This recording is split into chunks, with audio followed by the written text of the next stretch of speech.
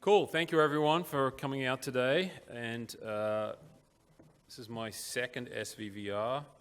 And thank you to Carl and the SVVR crew for putting this on.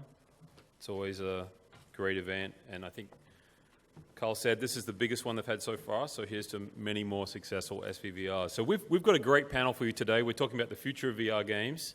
My name is Todd Hooper. I'm the CEO of VREAL. And I want to introduce our panelists, and then we can jump right in, maybe do a little Q&A right after that. So let me start with the sparkliest person on the stage, Theresa. Theresa is the CEO of Temple Gates Games. You may have seen her award-winning VR game called Bazaar. Theresa, you started in AAA, and then you jumped into indie. So you had the charmed life of a AAA developer, and then you jumped into the cold corporate dungeons of indie. So what gives her that? We're going to have to pass the mic. I worked at Maxis and EA. I worked on Godfather, Spore, Darkspore, SimCity, The Sims, a bunch of titles, and then went off on a wild indie adventure and made a game called Cannon Brawl, and now I'm doing VR full-time with Temple Gates Games. Awesome. Cool. Thank you. Stephanie. Stephanie's Director of Research and Insights at SuperData. And for those of you who don't know, SuperData is the #1 provider of market intelligence in games. So if you're a marketer or someone that's actually in the business of games, then SuperData is someone that you know very well. And Stephanie is SuperData's leader on VR and AR. So, you know, everyone has an opinion on VR. Stephanie actually crunches the numbers and comes up with facts on VR, which I like. Is it true that you have a Twitch channel where you just stream like a spreadsheet? No, that's an interesting rumor. Since it's already a popular rumor, maybe we should start it and pretend like we've been doing it the whole time. Yeah, cool. Tell us a little bit about what you do at SuperData.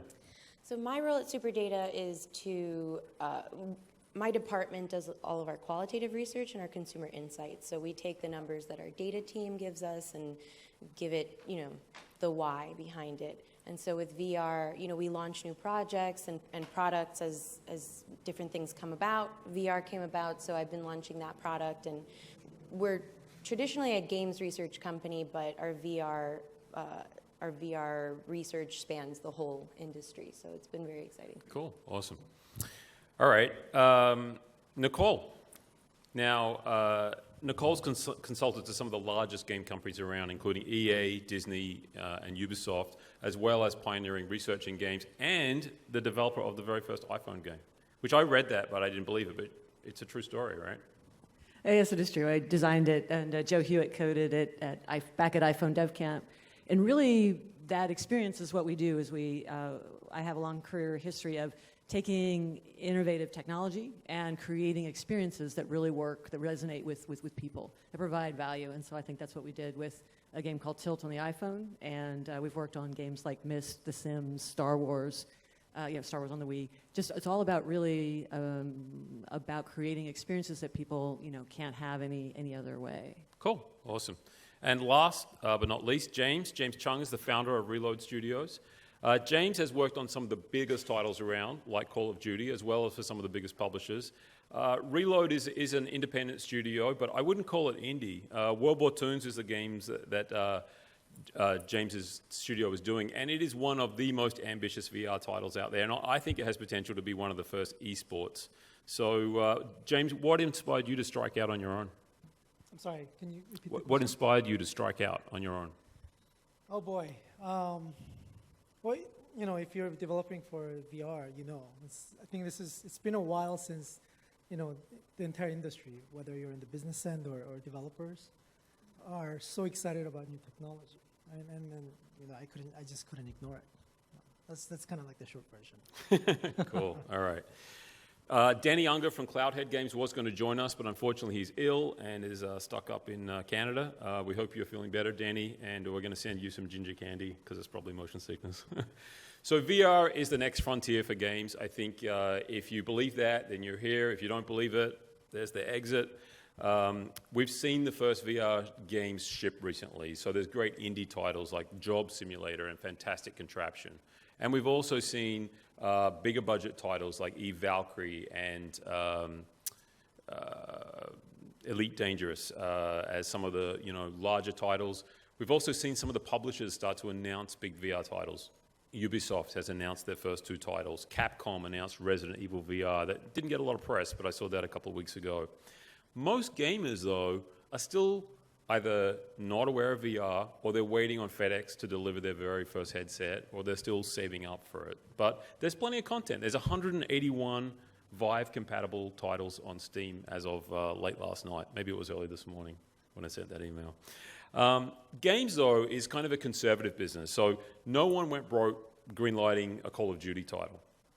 And the real question I want to dive into with the panel here is the gaming industry ready for VR? A lot of the titles that we love and the big titles today are not really VR friendly. The classic genre, of course, the first-person shooter, which is, with Halo and Call of Duty are 2 of the biggest franchises. Some people would say that's not a VR-ready title. I know there's some people on our panel that would disagree with that. So, we know that there's going to be a Bungie of VR and a Riot Games of VR. It's not going to be Bungie and it's not going to be Riot. It's going to be some new company. It could be one of these companies on stage. It could be someone sitting there in the audience. So let's dive into some questions and find out a little bit more about it. So first of all, I guess I wanted to throw something out. And one of them is is VR ready for the new genres and ideas? Or should we take the existing stuff that has worked so well in the game industry? Do we need a Call of Duty VR before we see something radically new?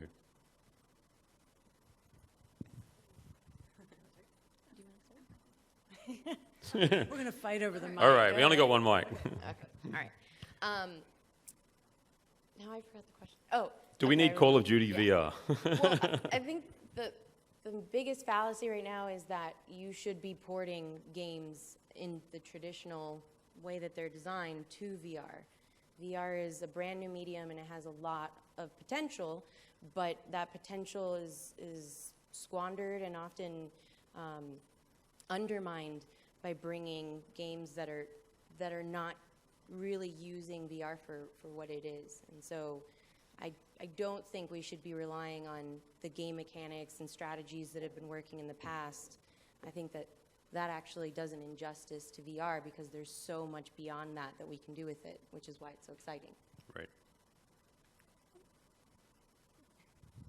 Absolutely, yeah, absolutely not. I think that I don't think that does anybody a service. That it really goes down to one of the core problems of VR is right now, especially in games, is that VR and games has no future unless we solve this problem. And this problem we have is that the funding is going to existing teams, established teams that are delivering hits on last generation hardware. But VR is next generation hardware, new types of fun, as you were saying. And not only that, VR has more psychological, physiological design challenges than any other game platform transition combined. And so the idea that we're going to just port Call of Duty into VR is just it's like when I designed thinking back to when I designed the first iPhone game. It's like trying to put a transparent D-pad on an iPhone game. How many people play games with a transparent D-pad on an iPhone? It's like, no, nobody plays that. Nobody's going to play Call of Duty in VR the way Call of Duty is played on the Xbox. It's going to have to be a totally new mechanic. And to make it worse is that the mechanic is all based around fast motion, precise targeting. That's recipe in VR for Barfsville. That's what you're going to ship. So you've got to come up with new teams. So it's the Angry Birds strategy. It's a small team coming out of nowhere, but we have to give them funding. We have to create an ecosystem so that these small teams get funding. Otherwise, VR's, the train isn't going to leave the station unless all this amazing hardware actually delivers an experience people want to engage with again and again. Cool. James, I know you have some thoughts on that as well. I think we have to narrow down the question a little bit. Yeah. Because when you say, is game industry ready for VR? Do we need Call of Duty for VR? In VR, it is a loaded question because, even without the VR, we're going through a stage in game industry where there are a lot of rehashing and just porting old titles to a new platform and stuff like that. So I don't think that's what you mean. Right. I think what you mean is, do we need kind of blockbuster title that can drive the platform? If you put the question in that regard, absolutely. We're sort of spoiled, I think, in current generation as game consumers because there's plenty of indie games. And I mean, I'm not dissing indie games at all. Right? There should be those games out there, but then the fact of the matter is, game industry is a business-driven market. It's a marketplace. The entire platform or this entertainment industry is not going to be driven or moved by just indie games alone.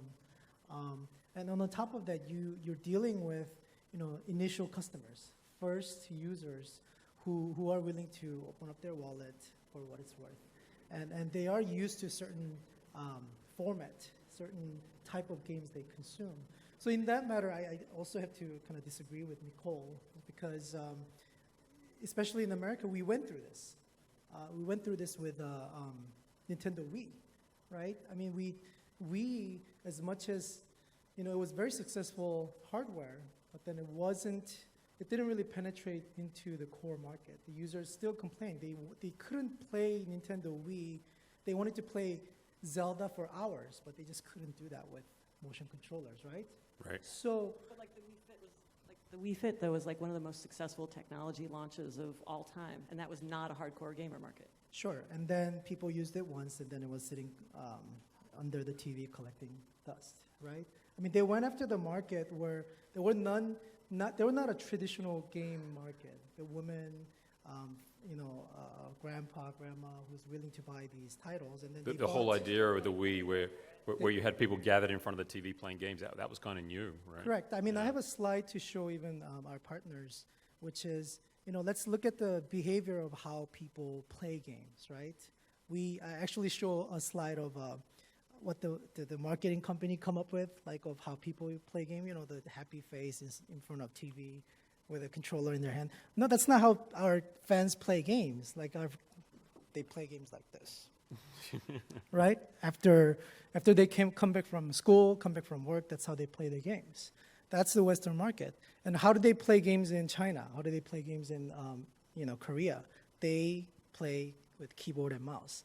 That behavior has been there for like decades. That's not going to change overnight. You can't just force your first customers to, especially if they want to play for hours, they're not going to just all of a sudden give that up. They might try doing this, right? It's good for first few hours, or maybe if you're lucky, but they're not going to do that every day for if you want to push the game Call of Duty that needs to be played for hundreds of hours in order to generate revenues, in order to drive the market, push the market forward. And the reason that I'm emphasizing is that you need a title that can actually do that. And then on top of that, you can have all these other titles that lives on top of those kind of foundation, the titles that will form the market. And then you can have these offshoot titles that people can enjoy on top of that. That's just my perspective. Okay, awesome. Yeah, Theresa wants to say something as well, sorry. Yeah, just coming to the question of, is there space right now for these AAA, the Call of Duty games? I think right now, what I'm seeing a lot of is people biting off a lot more than they can chew as far as VR design and development. Everyone comes in thinking they want to make this crazy Minority Report thing. And I think what ends up happening is in VR, you have such a difference, such a delta between any kind of control scheme you were able to get away with on PC or on console. And I think developers are getting extremely challenged by creating intuitive UI in VR. And I think that, honestly, I am an indie, and of course I love coming with original, very boundary-pushing types of games.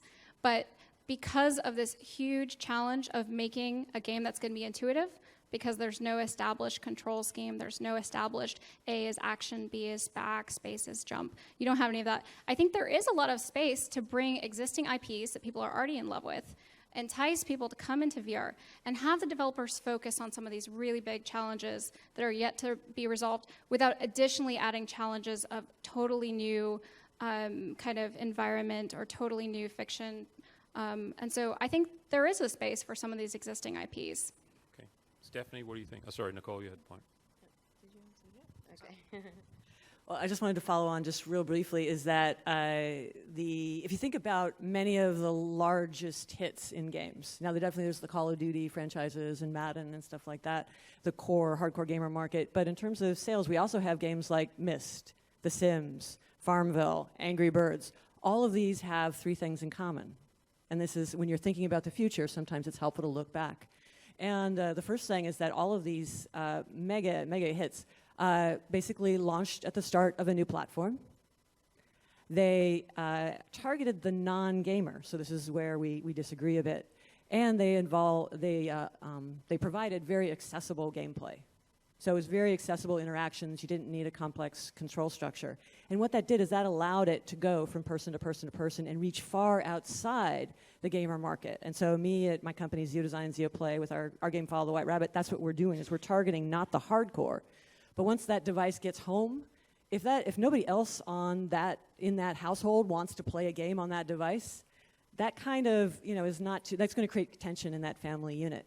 And so that's why there needs to be content, not just for, the hardcore gamer, but it needs to be for everyone. And so that's what we're doing with our games. All right.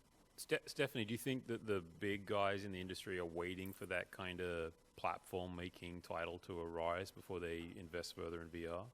Well, a few of them have said as much, right? So EA and Activision, I'm sure, I know EA is doing some research into it, but they haven't really pushed into it.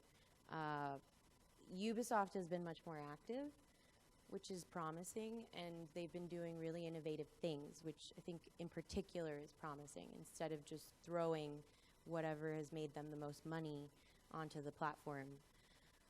But I tend to agree that it's probably going to be an indie that really pushes the boundaries that will then be purchased by a AAA or whichever indies are doing the best. I don't think it's going to be a AAA that will really push it forward.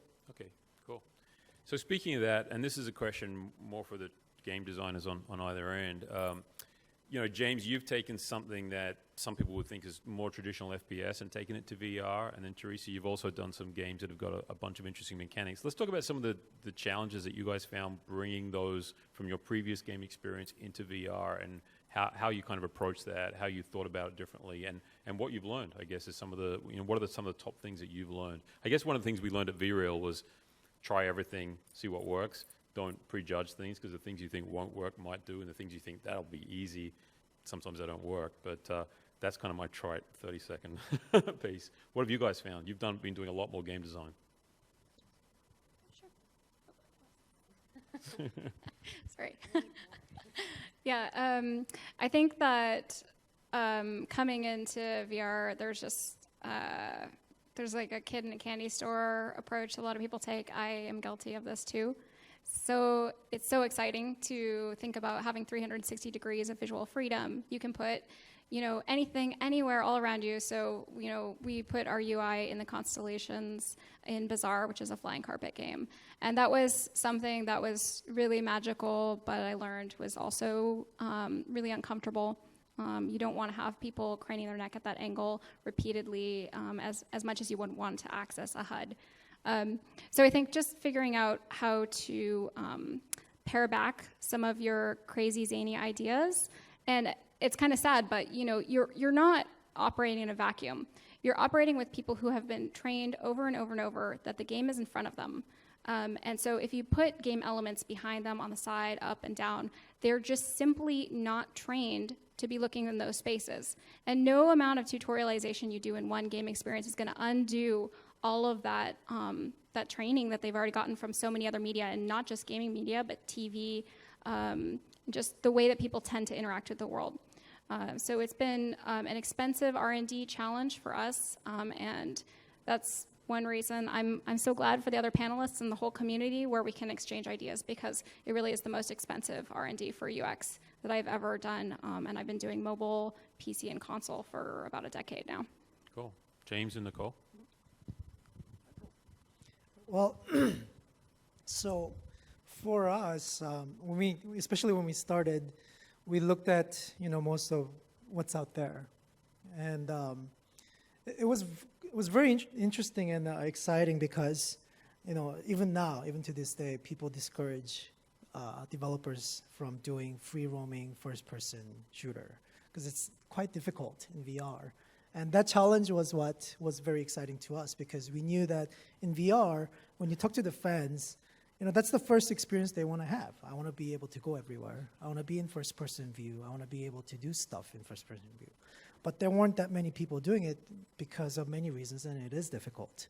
And we come from making first-person shooter games, so who else should tackle that task, right? So it was sort of natural for our first title to be free-roaming first-person shooter title. So it's kind of a little more natural on our end. Yeah. Great. Well, I come at it from a different perspective. I have a degree in psychology from Stanford, and I measure emotion on people's faces while they play games. And why I'm passionate about VR is it's really, in working on games like The Matrix and The Sims, VR is it's a trip down the rabbit hole to experience Wonderland. And for me, why I'm so passionate is I actually grew up in Wonderland. I grew up overseas, riding camels, climbing pyramids, exploring fire temples, and I want to go back. I want to go back to these places I experienced as a child. I want to feel those same emotions, and I'm sure some of them in the audience do too. And I want to bring all my friends. And so VR is the first platform that allows us to access some of those emotions I had when I was a child.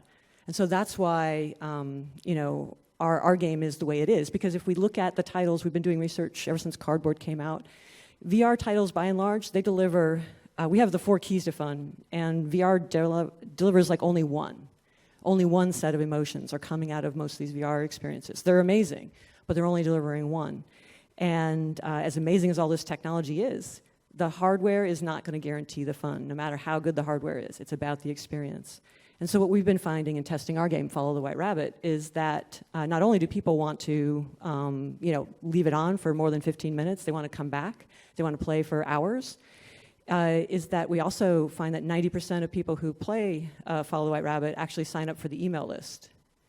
So there's definitely some interesting traction once you get a game running on all 4 cylinders, not just one, which is why novelty, you'll after you pass the novelty window, 15 minutes, you're gone, you're done. That's the real test for like a true VR game. And I think we're going to get there, but not if we copy mechanics that worked on old platforms. Cool. All right. So indies in VR. When I started at Unity a few years ago, many of the indies were rushing into mobile because it was this glorious blue ocean. There were no competitors, and everyone saw Angry Birds and thought, oh, I can make a game like that. And then when I left Unity last year, a lot of indies were fleeing the red ocean of mobile and running into the blue ocean of VR. One of the things I think is interesting, and I think, I know, Theresa, you'll have some thoughts on this, and Stephanie as well, is VR a sustainable market for indies? Because already there's been some grumblings about premium price points for indie games, and I know one indie developer has already reduced his price on Steam within 30 days of shipping his game. Is that actually sustainable, you think, longer term? Because it seems like a lot of the market has gone more to the free-to-play model, and indies were hoping that VR might be the return of the premium model. Where do you think that bar is going to fall? I mean, it seems like it's not sustainable to charge $40 for a indie game that is not, hundreds of hours of gameplay. What are you doing with your games, Theresa? How are you pricing them? We are pricing premium, so we have a game at $4.99, and you just play it. It's pretty simple. But I totally agree. There's been the indie-pocalypse. I think everyone here probably is familiar with that if you follow the indie scene at all. I think the thing about being an indie is that you have an onus to carve out a niche, and with the advent of super democratized platforms like Steam to develop, self-publish your game, not develop it, and then things like Unity to allow a lot of accessibility and development, there's just been such a flood of content. It kind of doesn't matter at some point if you have the most amazing game if nobody sees it, because there's no discoverability. And I know Steam has made a lot of interesting decisions to try to help that issue. So I think VR is a place that indies are seeing that they could carve a niche. And I don't know that that's a totally sustainable thing. I think the fact is people want to be first to market, and it's an opportunity right now, and we'll see how it goes in the future. But maybe you have some actual numbers. You got some data for us, Stephanie? Well, to start, I completely agree. The issue that VR is facing right now is that it's going into a content bottleneck. There's too much content, and part of the issue with that is that content that is not enjoyable turns people off from VR, and it's going to take a lot to get them back. It'll be, years, if anything. So that's the challenge right now. And while there does need to be funding for the quality content or the innovation that could be there, there's a lot of funding in general, like 2.5 billion this year so far, 8 to 9 billion since 2011 or 12. I can't remember exactly which year, but that's a lot of funding for a pretty new market. And part of the problem is just there are so many content creators that are looking for funding, that are jumping in, but don't really know how to navigate that. And if, there's an issue with returning that funding, with profiting and being able to pay that back. And there's also that issue where you're going to, some developers could drive off users. And so on the one hand, indies, I think, have the most promise in terms of being able to figure out VR. And the way that Angry Birds did with mobile, or even Candy Crush did with monetizing on mobile. But there's a lot. There's too much. And if you look at growth rates in terms of revenue over the next few years for forecasts, it's fairly slow in the beginning. Part of that is adoption, challenges in that respect, but part of that is that there's so much content, discoverability is difficult. People get overwhelmed when they're going to the Steam store, because how do you find the content that you'll like? If there's all this stuff, you've never heard of any of the publishers, you don't really understand what the game is going to be like. So, it's a big challenge because it's crowded and no one really knows where they're going yet. But I do think that indies are going to be the promise in terms of creating that path. I think this is a problem that does need to be solved. So we call it discoverability. We call if you think about when we go back to one of the original articles, like the long tail. And the only way that the way it was proposed in the book is that you have a number of different factors, which we do have replicated across app stores, mobile, as well as VR and that sort of thing. But in order for a long-tail distribution to work, at least for the content creators, is you have to have what are called filters. You have to have a way of exploring that very, very long tail. And the long tail is like, selling 2 copies or 6,000 copies a month, whatever that happens to be. And we've got to have those tools. And so there's a really important part. I talk a lot about design leadership and how VR needs more design leadership. And that's a critical part of what needs to happen, so that if I have an amazing experience that I haven't had on any other platform, that's really all you have to do as a content creator. And now then the platform has to respond with, okay, now we can have a way of targeting the people who might like that experience and expose them to the opportunity to have that in your content, in your title. Cool. James, have you talked about pricing for World War Toons and your thoughts? I'd love to hear your thoughts on it, even if you haven't announced anything. Well, our game's going to be free to play. Okay, there you go. But, reacting to your original question, you can't make free-to-play games by reaction. Forget VR. Core gaming market is still getting used to the idea of free-to-play. It's not something that's well understood in the gaming industry. I mean, let's be honest. The mobile market, mobile games, casual games, it's been kind of looked down upon for many, many years. And it's now that, since the kids are growing up with that model, now that we cannot ignore the size of the market, the big, the core market's adopting to that model. But one thing that people will quickly learn is that free-to-play is not something to toy around with.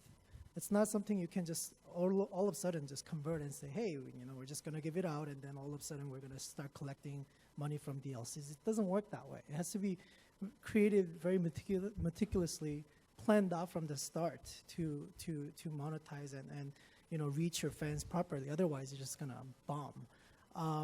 So even for us, when we started in 2014, it was actually pretty difficult, because the moment that we started sharing ideas about free to play, there was a lot of resistance, right? VR market, it's gonna be the new market. the first users, they're opening up their wallets, they're gonna pay for the content. Why do free-to-play? Just cash out. Make a game that's $15, $20, $30. That was all the arguments. And there are many reasons why we did free-to-play, and it's actually, we're benefiting tremendously from our decision at this point. But I have to say, I mean, it's something that, you know, it's not something to be toyed around with. Otherwise, you know, your ship's gonna sink. You're saying it's in your DNA of your game, the free-to-play. Correct. Yeah. Yeah, I think just to add, we're talking about VR, and each platform has a core experiences, whether it's the friendship kind of, you know, social experiences that you have on Facebook, you have the, you know, the hardcore, aggressive, competitive stuff on, you know, Xbox. With VR, you have another set of emotions. And when we talk about bringing a free-to-play mechanic to VR, that's a very important decision that you're going to put on your design. In order, and we've worked with Ubisoft, Nexon, Kabam, a lot of different free-to-play, on a lot of different free-to-play titles. And what the game has to do in order to successfully monetize at that scale is it has to create these feelings, these certain feelings that make them want to buy, right? You have to be able to compel them to buy the lollipop hammer in the Candy Crush case, right? You have to compel them to get that power up. And that you have to then, you know, at how much of that, basically, do you want to put your team, this is a question you have to do you want to put your design team on the path to turning their players into monetization sausage, right? That's all this game is about. It's just about turning the crank. And that's fine. We can have a whole ecosystem, but that can't be the only thing that happens in VR. VR has got other emotions that really are pretty orthogonal to the ones that compel you to buy. Because I feel compelled to play doesn't mean that I want to play. Does not mean I'm having fun. So you want to think about that emotion profile moment to moment in those game mechanics and that balance you're going to have to create if you decide to go free to play. All right, cool. So we've all seen that dystopian picture of the future of VR with a person curled up in the, you know the picture I'm talking about, right? They're curled up in the corner of a decrepit room with their headset and they're kind of dressed in rags. I can't figure out if it's a man or a woman or a fluid gender identity, but it doesn't matter. It could be any gamer. And is gaming going to be like that? Is it going to be a solitary experience that we're going to dive into, like down this rabbit hole and we're all going to be lost in our own virtual worlds? Or do you think it's going to be more social? Well, I think I'm going to let Theresa take this, but just real quickly, that is what VR is. VR is down a rabbit hole, right. But it's to experience Wonderland. And everyone in this audience, we get to decide what's happening in Wonderland. Right. So what is it? And then how does it affect the people in your life? And so these social experiences, for us, it's all about the experiences you can't have as an adult anymore, the full body wonder. So with Follow the White Rabbit, you know, it's a game about a magician. And so you feel like the world is magical. You feel like you can do magic. And that's an experience and the feeling of connection with other people in the game. That's the experience. It's quite orthogonal to that picture because we're all about unlocking human potential through play. That's our theme, and that's what's really driving a lot of development for our game. Cool. Theresa? I think that everyone has had that moment where they think about VR, they think about the Matrix, and are we all just going to be like in a bath of nutrient fluid? I hope not. I think that right now, you know, there's an artificial inflation of single-player games, and that makes a lot of sense when you think about the youth of this product, the youth of this market. No developer wants to take a risk and cut down their market even more by making a multiplayer-only game. You know, we know that in the last couple of years, most of the headsets out there have been development kits. So that's been totally unsustainable, but it's changing. And right now, I'm seeing more and more developers diving into multiplayer experiences. And I'm seeing the SDKs fleshing out the social features that we need to use to make those multiplayer experiences. So I think there's going to be a big shift in the next year away from these isolating single-player experiences, which are really cool. You know, you get the novelty of VR, and there's plenty of cool games in single-player. But when you can share that first-person eye contact in a game with someone else, when you can start getting the nonverbal communication with people through gesture and through moving your head, I think we're going to get a really, really rich social experience, and I'm just super excited about that. Cool. James, you have some thoughts about that as well? I have a quick Yeah, sure. one. The only thing I want to say is that if we look back at major media and hardware adoption, Everyone said that about every single one. I have personally looked back because a lot of my research is in terms of historical context, color TV, internet, PC, smartphones. Every single one had a period. The book, yes, exactly. Every single one has had a period where the media and people who don't know much about it and the industry are saying, now we're going to all be stuck, staring at a screen or a piece of paper and not socializing. It hasn't happened yet, so. All right, cool. James, your game is pretty social, right? Oh no, but I don't need to say exactly what's the funniest. All right. Well, Well, I just wanted to add a little bit that in the research that we've done, it's called the 4 Keys to Fun. You can download it on our website, 4k2f.com, 4 Keys to Fun. And social is one of the keys. So the ability of a game, the mechanics in the game to create social emotions. It's what drove all of the Facebook games. You think they were always about people, plant, and pets, because it's all about caretaking emotions. We're going to find the core emotions for VR. So social is a big driver. There's more mechanics, more emotions in that one set of mechanics than the other three combined. So it's great that we're doing that. The challenge you want to think about in your designs, whether you're hardware or on the software side, is think about your team and what you're doing. What the most social part of the body is the eyes. So we use Paul Ekman's facial action coding to do our research, to do our measurement. And that's exactly where the HMD sits for a lot of experiences. So it blocks my view of the things that Theresa was talking about. You can't see the emotion in the eyes. We can mimic it. We can put sensors here, which is great. We can sense the emotions. But then we have to put it into an avatar and skirt the uncanny valley in order to get that kind of social response. Right. And there's still not near enough tech to get that to be convincing. So I think that we will definitely get social VR when we get the lightweight glasses that you can see through, like your glasses you're wearing now. If those are VR or AR, I can make that the social connection is in the eyes. How many people know what oxytocin is? Okay, yeah, great, lots of geeks, awesome. Yeah. So oxytocin is called the cuddle hormone. It's more than that, but essentially it's the hormone you get through social interaction. So if I were to through touch, social touch, through other things, what happens to that really interesting is that if I were to give you like a whiff in the lab of oxytocin, you would start to feel more friendly towards me, which is great. You would also spend more time looking at my eyes. So these interesting social responses are quite complex. And then the idea is that it's going to bond. You're going to have that good feeling and socially bond with that person's face, the impression of that person's face. Right. Oxytocin will also make more enemies, so it will go the other way too. It'll also be, if you're angry, it'll make you more angry. But that's an interesting relationship. So when we think about, these are at the very neurological level, these are really interesting hooks that we can pull. But if we are blindfolded, it's going to be a really hard sell. I've seen lots of press releases saying, oh, I can tell it's totally Dave because that's the way he walks. And it's like, no, if I'm playing poker with Todd, you're not going to turn your tell on your avatar. You're going to turn that off, right? Yep. I'm not going to be able to tell. Social poker, great idea, but if I can't really see the real you, it's going to be a real challenge. All right, cool.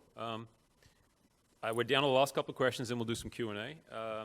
So it's obligatory gaming panel. We have to talk about esports. I find there's kind of a lot of high-level discussion about esports as kind of uninformed. People like, oh, I'm going to build a new esport. I don't think it's quite that simple. I know James has thought long and hard about this. Are we going to see a breakout esport on VR? And if so, do you think it's going to be different to what came before? Are there elements of VR that you think will lend themselves to esport? Or do you think that esports themselves are just their own thing and they'll come to VR in their own good time? Wow. That's like a multi-level question for you right there. Yes. That's a simple answer, but from our perspective, like particularly talking about our game, we never said, hey, we're gonna make an esports game. Boom, like that's what we're gonna do. We believe in our fans. At the end of the day, it's our consumers. It's the fans who have to make choice to do that. We just want to make a framework that's where it's possible to do so. Who would have thought certain titles. Like, I mean, there are obviously titles that are super competitive. It's made for esports. Obviously, there are those titles. But then there's some other titles that you would have never thought that. I mean, you know, Splatoon. You know, like everybody thought it was not serious enough. It's not competitive enough where people can actually be serious about it, but they do. Yeah. New platforms, you know, who would have thought mobile platform, people would be like considering mobile platform as an esports platform.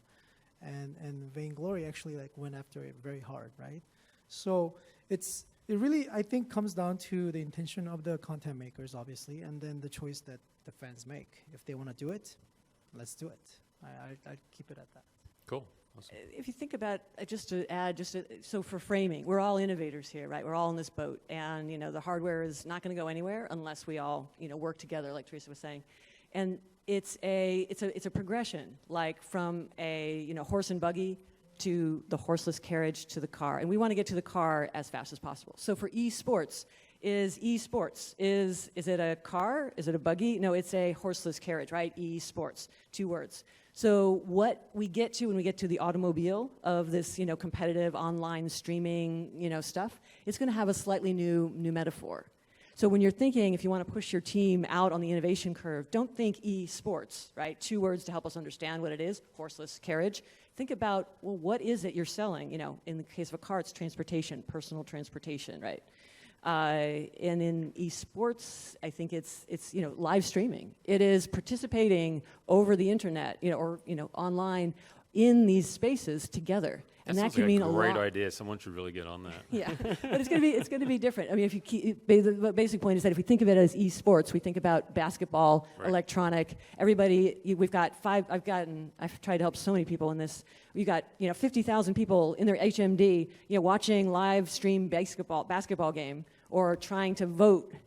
50,000 people voting, and something happens in the game. That's just not going to work. That's not going to be compelling. I mean, it's compelling to watch, definitely, and it's compelling to be there, and then to watch people be there. But there's going to be some new mechanics, just you know, to make that thing take off. All right, let's go to our last question. Sorry, do you want to jump in Yeah, quickly, Stephanie? I mean, Sorry. I won't talk too long. I could, but God, esports is a lot. So the first thing is that esports. My belief is that esports is going to emerge with the games that are already esports, but with live events. So you'll sit there with your VR device. You'll feel like you're actually at the stadium or what have you. So that's how I think it will start. In terms of VR esports, absolutely, it's going to be streaming platforms that are interactive, where you can be in the point of view of the players and so on. But where I think it's really going to thrive, and I'm not sure if you would consider it an esport, but in amateur tournament sites, that's where most games are going to go, and are, frankly. You know, building an esport and throwing it out there as an esport, it just, please don't do that. You know, there's so few games that become esports, and 90% of them do it organically. And so with VR, like Minecraft? Yeah, Minecraft's totally an esport. It's. How many people think Minecraft is an esport? I think an esport requires more than just streaming than it does. You know, I don't think that There's play happening. I'm competing with like having my best. I'm sorry. I'm competing with like having the best YouTube video. There's stuff happening around my Minecraft that makes it an electronic competition. Hey, I just did the Intel processor. Well, I've got a player piano. There's some really interesting stuff. It doesn't look at all like basketball. You know, horseless carriage to All car. right. Yeah. I inherently disagree, but we can All right. discuss afterwards. Finally, we have a conflict on the panel. But basically, I think where it's going to really settle in is with amateur tournaments online. So you're saying organic. I mean, which I think is some of the things that you see a lot. I'm going to build the next esport, but if you look at all of the esports that are out there today, Except for Vainglory. They're all organic. Maybe Vainglory would be an exception, but they're all kind of So organic. basically, I think we need to figure out VR before we start jumping into esports That's conversation. Everyone wants to talk about esports. Yeah, that's true. So cool. All right, let's go to our last question. So, when you look forward 3 to 5 years, what are some of the, just very concisely, the big things that you think are going to move the needle on VR gaming? Is it the hardware? Is it some of the franchises that we've talked about? Is it the price point that really needs to change to kind of drive adoption. What are the things that in your mind you want to see the press release, wake up in the morning and see, Oculus or HTC or Google did this, and that's going to make your lives a lot easier or grow the market kind of dramatically? Is there a black swan kind of hiding out there that's really going to change things? I suppose I'll start. Yeah. The first is accessibility. Right now, pricing, supportive hardware, even with the Samsung Gear VR, it's not smartphone agnostic. There's no accessibility right now, and that's what needs to change. And part of that is going to be also making sure people experience VR, which is something that hardware is not doing a very good job of, and it's difficult, but it has to be experienced to be adopted. So that's the first thing that will happen, but I don't think it will happen until 2019, 2020. It'll take a few years. And then secondly, monetization, I think, is going to be something that needs to be worked out, will be worked out, and that's when you'll really start to see a change in the industry that makes it more viable, that kind of, brings forward the standouts. And I mean, this is all in terms of gaming. With peripheral industries, it's a little different, but that's what's going to eventually drive that growth and is going to be the main catalyst, is what needs to happen. All right. Theresa, what do you think? I'll keep it brief because I've basically already said, but I think it's really going to be social components, bringing people together in VR. I've seen some incredible stuff coming out of Microsoft with the holoportation and having a representation of avatars that has parity with your real life or what you're trying to look like, having that lip sync with the spatialized voice, just all those features that come together to give you that, something more akin to Skype. You're really there with the other people in the game. I think that's going to be the next major leap for us. Cool. I think it's interesting as an analyst that my view of it is adoption and numbers, and your view as a developer is how it's crafted. And it's good. Really short answer is we could have VR adoption, mass market VR, if we had one title that everybody had to play. And everyone had to experience. They will jump. They will go to their friend's house. They will find a way to get that content. I think that the real hurdle is going to be a compelling experience that you can't just, it's like it's Call of Duty, but the menus are 3D, or it's just this RTS game. It's no. It's like something you can't, and you'll be it'll be the conversation. That I think is what it's going to be, the linchpin. And Myst was that for CD-ROMs, right? Myst did that. Myst built the CD-ROM market. James, the final word. Well, so before this one, if I may go back to esports Sure, just a little bit, because I forgot to comment on it. And I think it's going to tie in a little bit. As exciting as VR is very exciting, but it is lacking some key features, right? And we're not talking about being able to see like a better VR experience. We're talking about some basic components that makes games successful, and things like we talked about spectator mode. I mean, that's virtually impossible right now. It's something that we have to rely on some guy's name, Todd, to build like things like VREAL. Like, I mean, it's simple. Like on mobile or traditional medium, you just export stuff out, but we just can't do that at the moment. Who's going to come up with those solutions that are core part of making some of these, core gaming experience possible? It's just not there yet. So, I mean, we have to kind of comment on that because it's still very premature in that sense. Pricing point, I feel very strongly about this. It has to be at a range where parents and grandparents can purchase these for Christmas gift. If they go to Amazon.com, if they go to Target, if they go to Walmart, and then see on the shelf, this pricing point versus, Lego set, that's more affordable. What do you think they'll go for? If you want the market adoption, it has to be bought for kids who's willing to spend money, who begs parents to give me your credit card so I can download more points to spend more money in the game. And that has to take place. Currently, I don't think we're there yet. And I think we're definitely head toward that direction. This is the first time where peripheral is becoming a platform for the first time.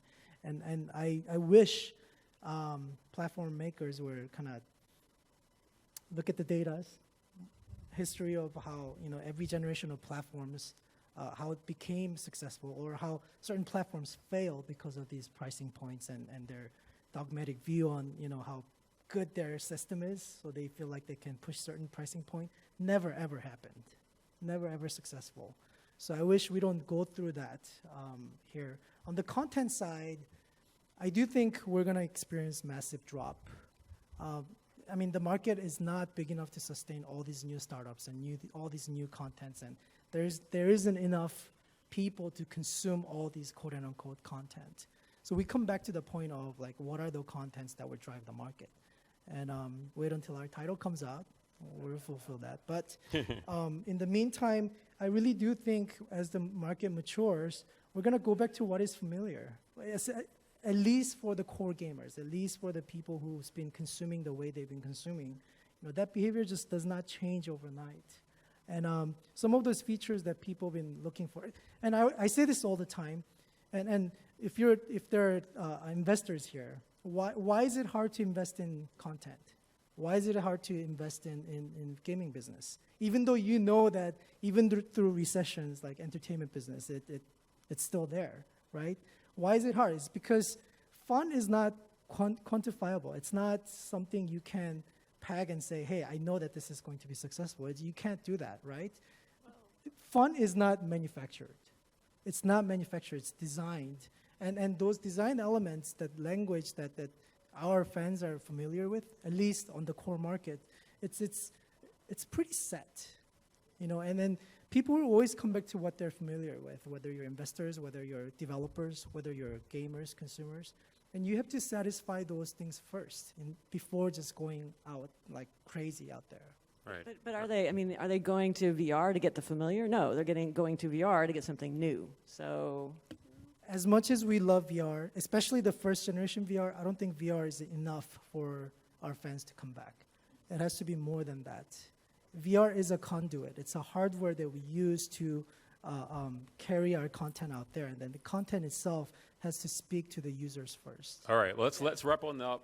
I've got a couple of questions. If there's some questions in the audience here. Mr. Merrill, right in the front row there, please.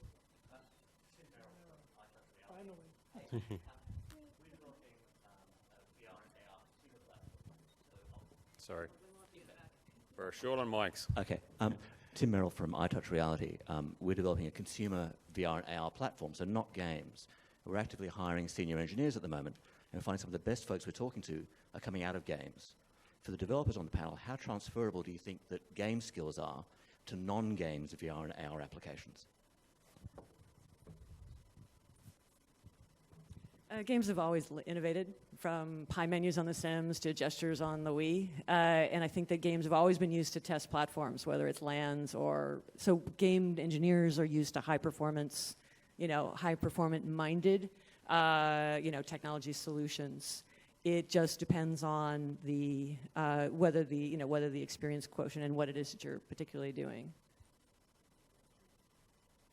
Add, the engines that are running a lot of this content are game engines, or primarily used for games. So it makes a lot of sense that the people who know how to use them best and the most innovatively would be gaming developers, right? Yeah, I've definitely seen a lot of game developers moving into non-game roles because of their experience with Unity or Unreal. And then also, games can be kind of a roller coaster, right? So sometimes people want to step off the roller coaster for a little while, but it always draws them back in the end. Yeah, and it requires a type of thinking that makes you really think about how the user can expand their experience in a non-conventional way, which for VR is going to be really important for all industries because it's a new platform. So, it's not just their ability to program. It's also the way that they think about human experience and how humans interact with technology, specifically new technology. Awesome. Other questions? The gentleman in the white shirt, you had a question? Sure. Do you want to come up and I'll pass the mic?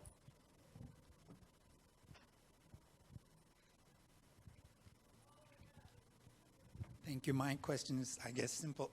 It's for Theresa. You mentioned that you incur huge R&D costs on the UX development. Could you please just open that up a little bit? And if you don't mind, can you share us with what are the expensive portions of the workflow.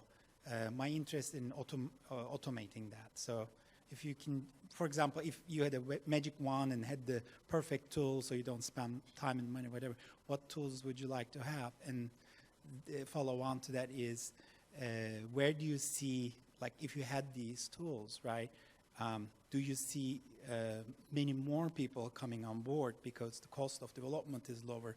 And what is that dynamic, if you can educate us on that?